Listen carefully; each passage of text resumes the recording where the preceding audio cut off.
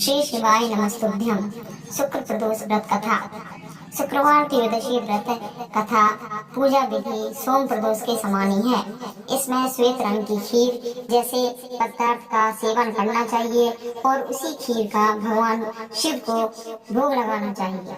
सूत जी बोले, प्राचीन काल की बात है, एक नगर में 3 मित्र रहते थे। तीनों में ही घनिष्ठ मित्रता थी। उनमें एक राजकुमार, दूसरा ब्राह्मण पुत्र, तीसरा सेठ का पुत्र था। राजकुमार व ब्राह्मण पुत्र का विवाह हो चुका था। सेठ पुत्र का विवाह के बाद गोना नहीं हुआ था।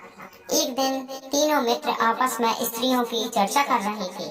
ब्राह्मण पुत्र ने नारियों को प्रशंसा करते हुए कहा कि नारी ही घर भूतों का डेरा होता है, यानी नारी के बिना घर सूना होता है। सेठ पुत्र ने यह वचन सुनकर अपनी पत्नी लाने का तुरंत ही निश्चय किया। सेठ पुत्र अपने घर गया और अपने माता पिता से अपना निश्चय बतलाया। उन्होंने कहा, बेटा, शुक्र देवता अभी डूबे हुए हैं। इन दोनों बहू बेटियों को घर से विदा करके न लाना चाहिए और न विदा कराना चाहिए। यह शुभ नहीं होता। अतः शुक्रोदय हो जाएंगे, उसके बाद तुम अपनी पत्नी को विदा करके लिवा लाना।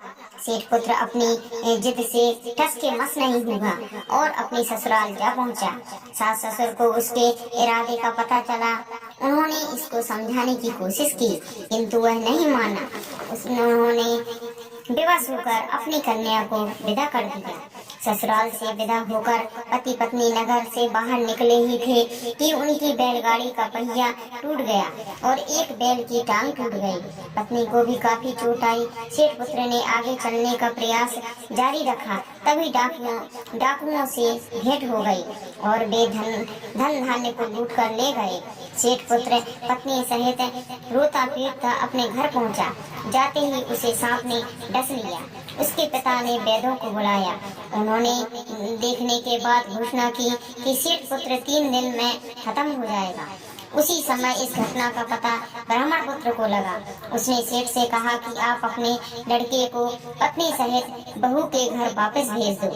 यह सारी बाधा इसलिए आई है कि आपका पुत्र शुक्र उदय होने से पहले ही अपनी पति को विदा कर लाया है। यदि यह वहां पहुंच जाएगा तो बच जाएगा। सेठ को ब्राह्मण पुत्र की बात जम गई और अपनी पुत्र वधू को वापस लौटा दिया। वहां पहुंचते ही सेठ पुत्र की हालत ठीक होने लगी, आरंभ हो गई और शेष जीवन सुखपूर्वक आनंद पूर्वक व्यतीत करने लगे और अंत में वह पति पत्नी दोनों स्वर्गलोक को विमान द्वारा गए और शिवलोक की प्राप्ति हुई। बोलो शंकर भगवान की जय।